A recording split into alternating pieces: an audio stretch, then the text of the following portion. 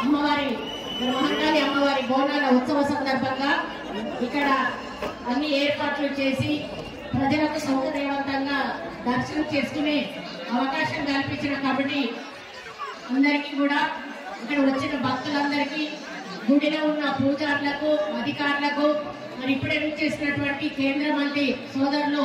బండి సంజయ్ అన్న గారికి, ఇక్కడ వచ్చిన ప్రతి ఒక్క నాయకుడికి, కార్యకర్తకు, భక్తులందరికీ కూడా నా హృదయపూర్వక నమస్కారం. మరి ఈసారి బోనాల ఉత్సవాలు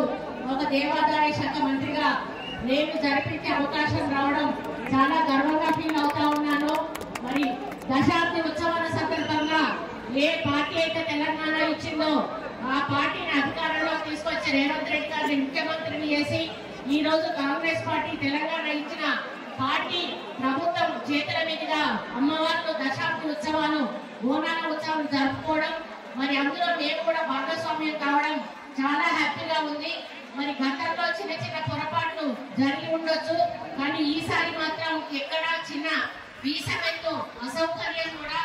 మరి బోనాలు తెచ్చేటువంటి భక్తులకు కానీ, దర్శనానికి వచ్చేటువంటి ప్రజలకు కానీ కనుకోవచ్చు అని చెప్పి మేము చాలా మీటింగ్లు కండక్ట్ చేసి అన్ని డిపార్ట్మెంట్స్ ని కూడా కోఆర్డినేట్ చేసి, ముఖ్యంగా పోలీస్ బందోబస్తు ఎక్కువగా పెట్టాలి, చిన్న పిల్లలు ఉన్నటువంటి తల్లిదండ్రులను కానీ, ముసలి వాళ్ళను కానీ, మహిళలను కానీ, అదేవిధంగా ఎవరైతే జోగిని ఉన్నారో వాళ్ళకు కూడా ఇబ్బంది కలగకుండా ప్రత్యేక దర్శనం కల్పించాలని, విఐపి దర్శనానికి గంటలు వాళ్ళని వెయిట్ చేయించొద్దని,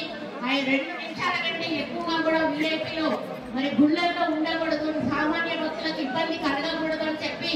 అన్ని రకాల ఆదేశాలు కూడా ఇచ్చి, మరి ఈసారి బోనాలు ఎక్కడా కూడా చిన్న ఇబ్బంది కలగకుండా భక్తులకు మరి జరిపించిన ఘనత అన్ని డిపార్ట్మెంట్ అని చెప్పాల్సిన అవసరం ఉంది.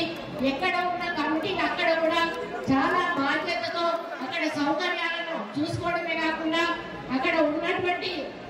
అధికారులను కోఆర్డినేట్ చేసుకొని మంచి అలంకరణ చేసి మరి మంచి మార్గం ఏర్పాటు చేసి ఎవరికి కూడా ఇబ్బంది కలగకుండా బోనాలు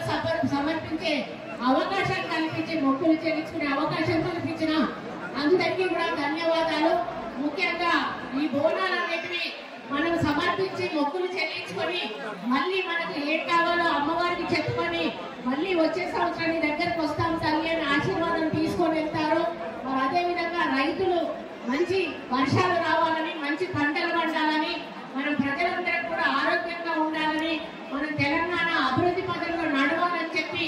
నేను అమ్మవాళ్ళందరినీ కూడా మొక్కుకుంటూ మరి రేవంత్ రెడ్డి గారికి ఒక స్థైర్యాన్ని, ధైర్యాన్ని, మరి ఆర్థిక బలాన్ని కూడా ఇచ్చి మరి బంగారు తెలంగాణ అభివృద్ధి దిశగా వారిని నడిపించాలని నేను అమ్మవారిని కోరుకోవడం జరిగింది. కాబట్టి తప్పకుండా వచ్చే సంవత్సరం నాటికి తెలంగాణ పురోభివృద్ధి చెంది మరి అమ్మవారి ఆశీస్సులు తీసుకుంటుందని తెలియజేసుకుంటూ, ఒక దేవాదాయ శాఖ మంత్రిగా, ఒక మహిళగా మొట్టమొదటిగా నేను ఈ బోనాలు జరిపించే అవకాశం రావడం నా భాగ్యంగా భావిస్తూ అమ్మవారికి మళ్ళీ ఒకసారి మనస్ఫూర్తిగా ధన్యవాదాలు తెలియజేసుకుంటూ, ఇక్కడ ఉన్న భక్తులందరికీ కూడా ప్రత్యేక బోనాల శుభాకాంక్షలు తెలియజేసుకుంటూ, మరి మీ జీవితాల్లో, మీ కుటుంబాల్లో మంచి వెలుగు నిండాలని, మీరందరూ కూడా ఆయురారోగ్యంతో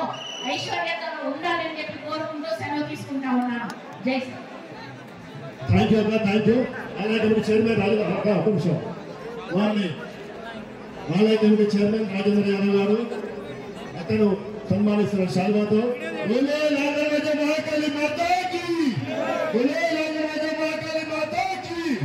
థ్యాంక్ యూ అక్క, థ్యాంక్ యూ.